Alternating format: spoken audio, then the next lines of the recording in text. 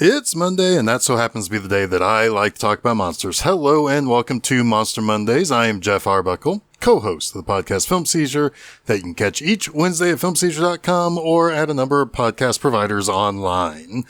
At the turn of the 21st century, I think it's safe to say that the zombie genre of horror was pretty much dead. I don't know if that's a pun or what, but there hadn't really been a zombie movie of note since the mid-'80s with Day of the Dead and Return of the Living Dead.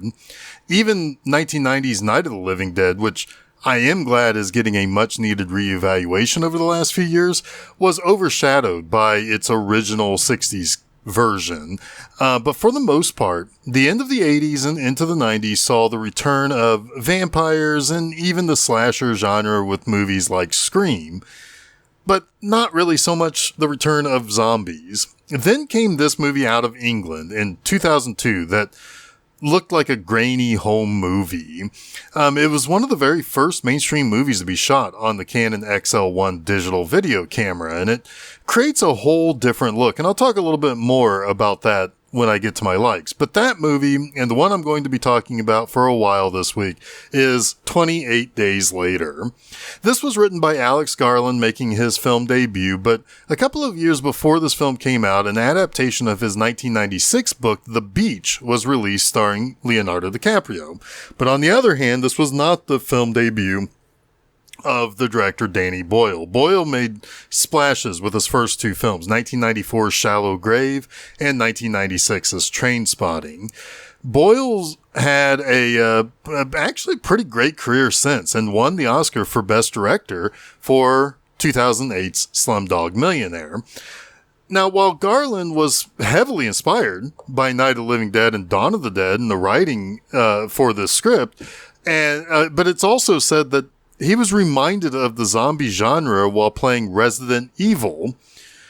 So Danny Boyle does not consider this to be a zombie movie. And frankly, I agree with him. This is something different. This is, it's like the movie Rabid that I talked about a long time ago on this show. That's not a movie, that's not a zombie movie, and this is not a zombie movie. And that, Rabid is more of a vampire movie, and as for 28 Days Later, this is an infection movie. It makes people feral. It's more like rabies. Well, I guess speaking of Rabid. But anyway, yeah, this is a viral infection that basically takes the higher thinking functions away from people and turns them into angry little guys. So it's, in a way, I guess it's kind of like internet comment sections. But I digress. This is not a zombie plague. This is an infection that turns people into feral creatures that just don't know what to do other than to attack each other. And I think that there was something kind of ahead of its time when it came to like how people react to rage and things like that, and how they are rabid to almost attack each other's opinions as the internet grew along with it. But that's something that has also carried over into the sequels as society continued to crumble and completely change.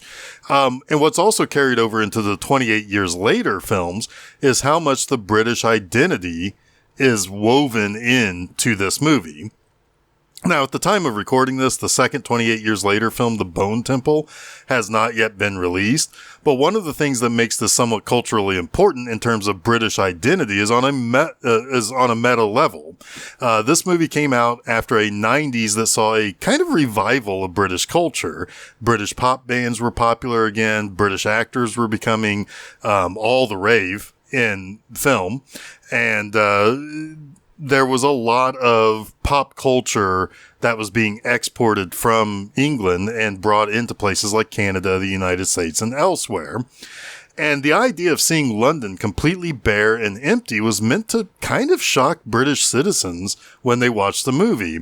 It's the idea that no matter how great they were or how strong their culture was at the time, In just 4 weeks' time, it can all come crashing down. And in 28 years later, a lot of footage from old movies depicting the imperial days of England and a reverting back to a more traditional ideas of gender roles, of societal roles, and so forth, while another group of people grew up believing someone is a hero to be emulated, even though in our reality, he was actually a pedophile monster. It's an interesting examination of British culture as it stops and ceases in this movie, and what are some of the things that have changed when we get into the 28 years later movies because of this effectively ending the British pop culture side of things. It's a really interesting discussion, and there's a lot to be unpacked once those 28 years later films are completed. But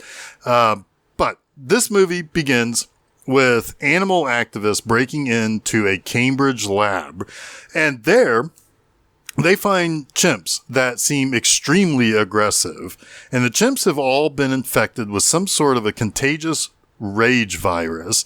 A scientist warns that they should not release the chimps, but a woman that is part of the activist group releases one anyway, and it immediately attacks her, and seconds later she becomes incredibly rageful and then turns to attack her fellow activists. And from there, the virus rages, every pun intended there, across the United Kingdom, and quickly the whole of the British society collapses. 28 days later, Jim, a bicycle courier who was in a coma after being struck by a car in a traffic accident, wakes up in the hospital completely unaware of what has happened while he slept. I mean, he doesn't even have clothes on his back as he wakes up nude and has to find clothing and bandages for his wounds on his arm from the various IVs that were placed into it. The hospital is completely abandoned, wrecked, and the phones don't work. And he finds some snacks and drinks from a busted open vending machine and sets out into the streets of London that are similarly wrecked and abandoned. He finds British pound notes on the ground that he collects up and puts in his bag with his snacks, thinking that I guess maybe he's hit the jackpot, even though money is completely and totally useless now. And he also finds a newspaper that talks about evacuation plans. And he sees a bulletin board in, I believe it's Piccadilly Square, where, searching for loved ones who have gone missing or not been heard from since the outbreak. And the first signs of life he finds are in a church where there are hundreds of people huddled together. And when he says hello, they wake up, and they, along with the preacher, who's there in the church as well, chase after him, because they are all infected with the rage virus. And when he escapes that, he finds Selena and Mark, a pair of survivors who are holed up in a shop in the subways. And they tell him about the infection that attacked the blood. And by the time they tried to get that infection under control, it was already too late. Selena says that just before all the broadcasts cut out, there were some seemingly unconfirmed reports that there were infections in Paris and New York as well. Now, they escort Jim to his parents' house, and when they get inside the house, he finds his parents are dead in their bed, having overdosed on some pills, and they're holding a picture of him as a child. And on the back of the picture is a note saying they left him sleeping and that they are now sleeping with him. And they finish the note by telling him not to wake up. That night, as he's kind of reminiscing about his parents, he lights a candle in the kitchen, and a neighbor that he's known for decades crashes into the kitchen door and attacks him. And Mark is able to kill the infected guy, but he is infected in turn, leading to Selena wasting no time killing him before he turns. And then she tells Jim that she will not hesitate to do the same to him if he gets infected, and implies that it would be smart of him to do the same thing to her if she gets infected.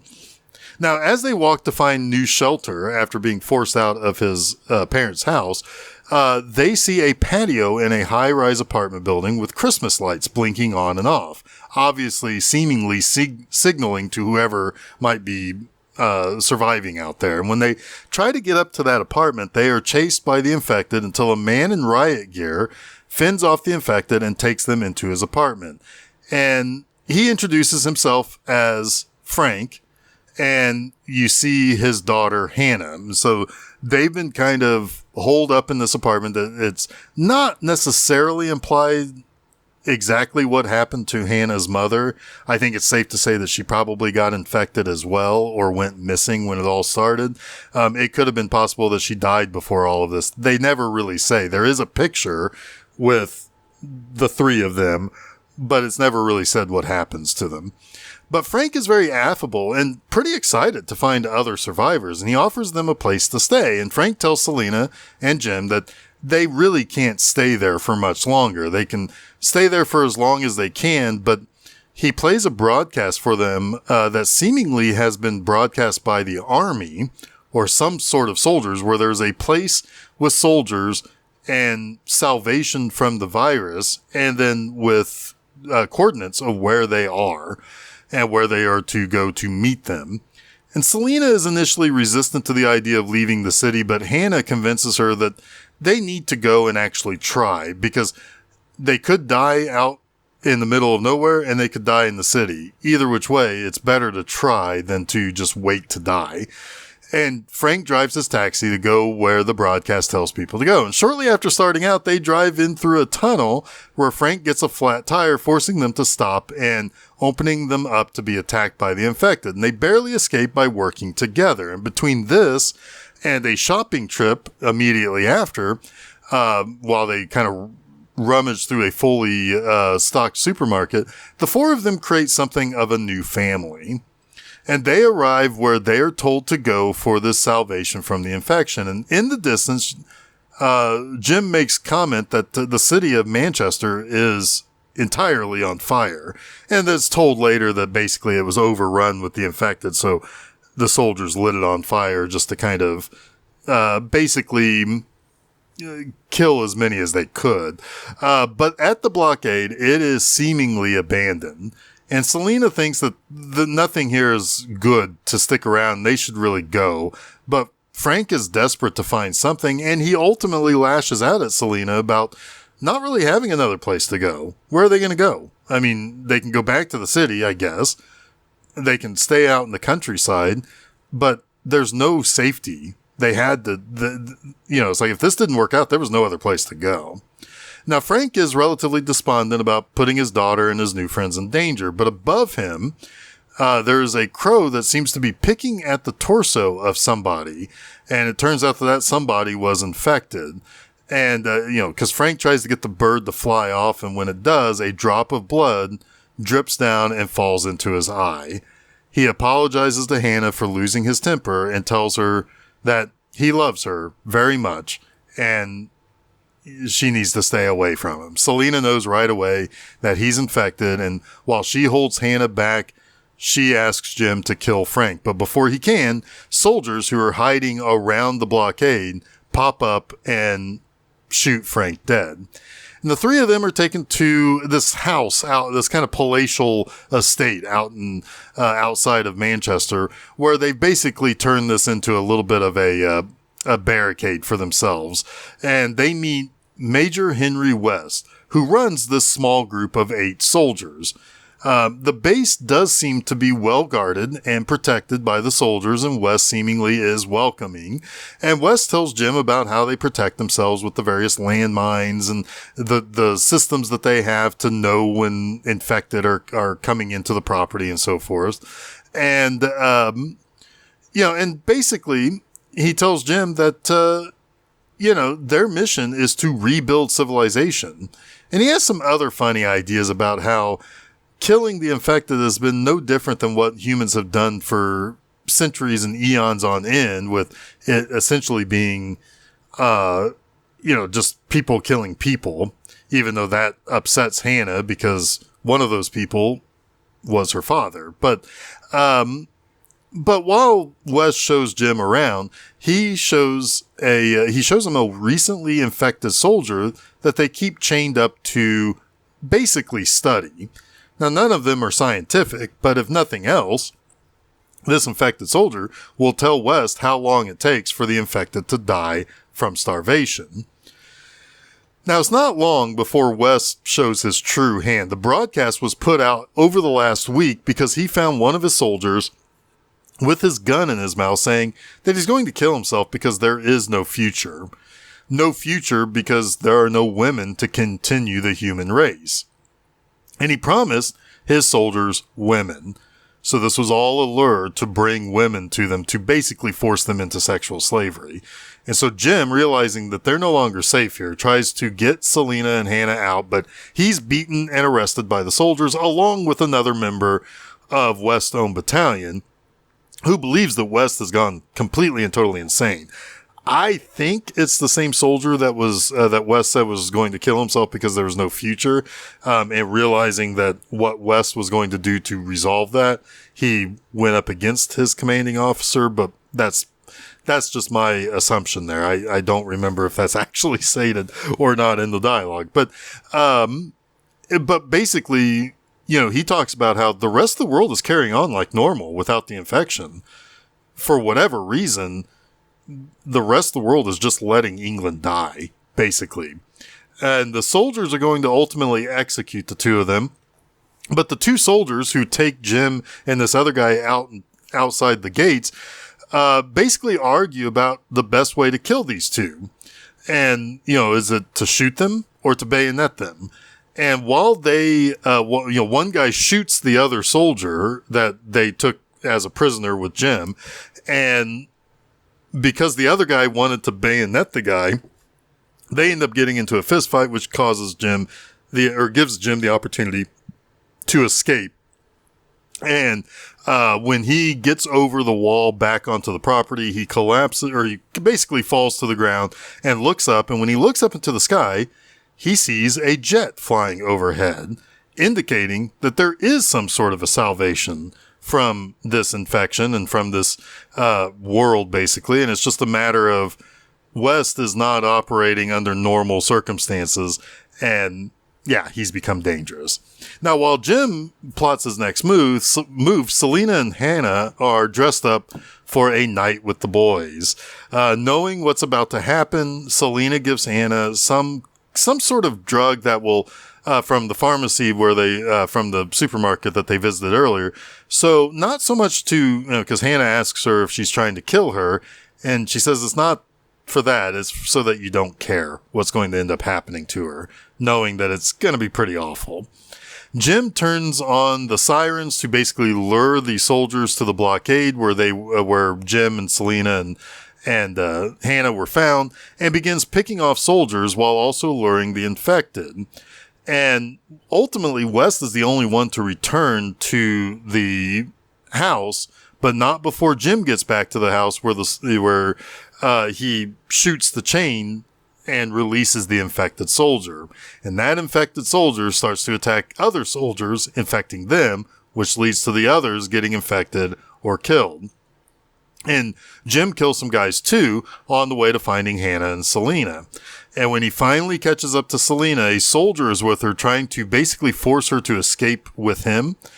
And Jim is so incensed by all of this, he brutally kills the soldier, so much so that Selena begins to wonder if she needs to kill Jim for being one of the infected. And she nearly machetes him to death, only to stop at the last second, realizing that no, he's fine. He's come back for her. But West is waiting for them in Frank's cab, and shoots Jim for what he's done to his men.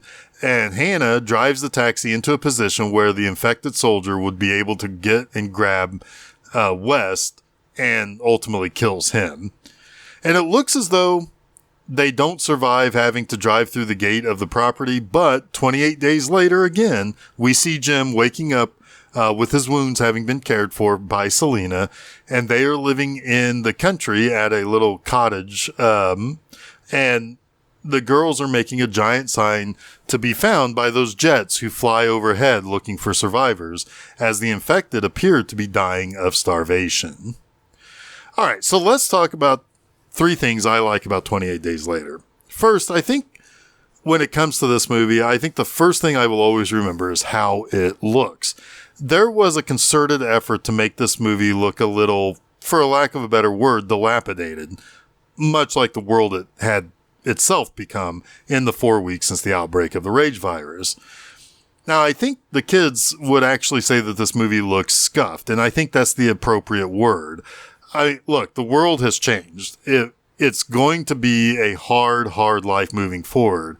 If you aren't looking for shelter or any kind of comfort, or potable water or food or what have you, you are dealing with extremely angry rage zombies, and you have to be prepared to kill people that you may have known at one point that aren't going to be coming back after this, if there's any kind of cure for this virus. This movie does not look comfortable. It flies directly in the face of the polished look of film at the turn of the 21st century, and it also flies directly in the face of the posh British image of being well put together and clean. And it sets you up for how this movie is supposed to make you feel before you get into any kind of actual plot when Jim wakes up. Second, I really love Brendan Gleeson as the taxi driver, Frank, and Megan Burns as Frank's daughter, Hannah.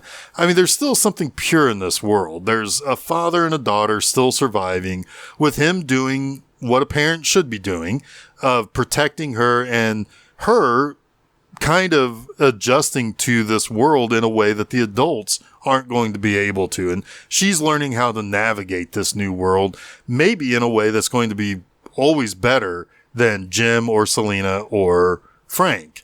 Gleason's character is also in direct contrast to Cillian Murphy's Jim and Naomi Harris's Selena, who are, they're going to have their own hang-ups about some stuff. They're going to be, they don't have children. They're not necessarily fighting for each other. They're just surviving as a duo.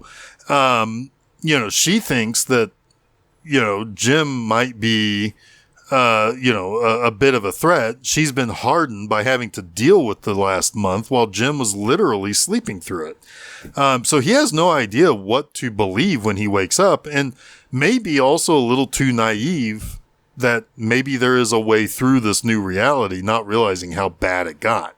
And it seems as though Frank and Hannah already know the score and have settled into this new reality. Plus, when Frank looks up at the wrong time, the one time you see him actually get angry, it's heartbreaking to know that a simple mistake, mostly brought on, again, kind of similarly to what we saw earlier in the month with I Am Legend, he kind of let his guard down, but not from a positive feeling, but because he was angry. The only time we ever saw him angry. And, it was just the most inopportune time. And, he has basically rips him from Hannah's life in the most painful way by stripping him of who he was and the ability to see her as the one he's supposed to protect. It's a sad scene that is compounded by him being shot dead by the military right in front of her, making it impossible for her to really grieve him as she would probably like to. It's also possible that even if he wasn't infected, it's possible he wasn't going to make it anyway, because obviously he was going to protect the two women from the military guys who planned to use them to repopulate society somehow. But third, while 28 Days Later is not a zombie movie, as I mentioned earlier, I do love that it did breathe new life into that genre. It uses concepts that we've seen before, a post-apocalyptic world with empty streets and the deafening soundlessness of no humanity. It also gives us the idea of found family and meeting other survivors, as well as our natural instincts to trust or not trust someone or some situation. We see a large gang of people who are in direct opposition of what we want for our protagonist. And this comes in the form of a British Army battalion led by Christopher Eccleston, an alum of Danny Boyle films, who would shortly become the Ninth Doctor when Doctor Who is relaunched in the mid-2000s. And all of this we've seen before. But when you do it well, it still creates this kind of compelling story, because, you kind of take the stuff that you can borrow from other places and direct all of your writing and directing focus on the actual survivor characters. And that's really well done here, because you really do very quickly understand what Jim's about, what Selena is all about.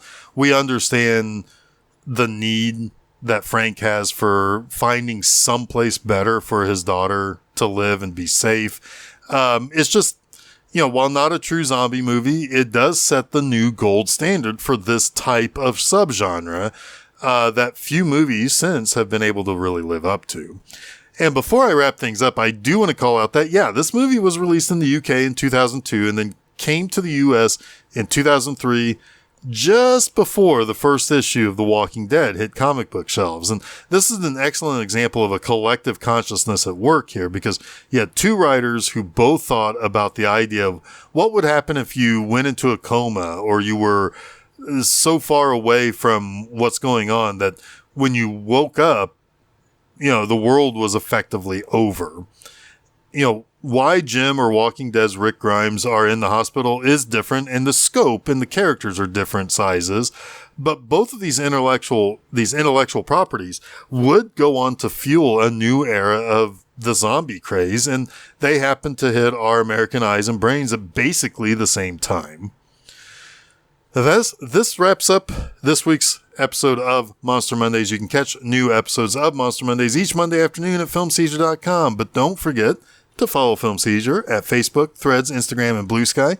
You can also subscribe to Film Seizure, get both that Wednesday morning Film Seizure podcast and the Monday afternoon Monster Mondays at your favorite podcast provider, as well as YouTube, where we upload the episodes there as well. You can also check out my website, bmovieenema.com, to read new reviews every Friday morning. And next month, we go to the 80s with a quartet of cult classics, starting with Basket Case. Until next week, stay spooky.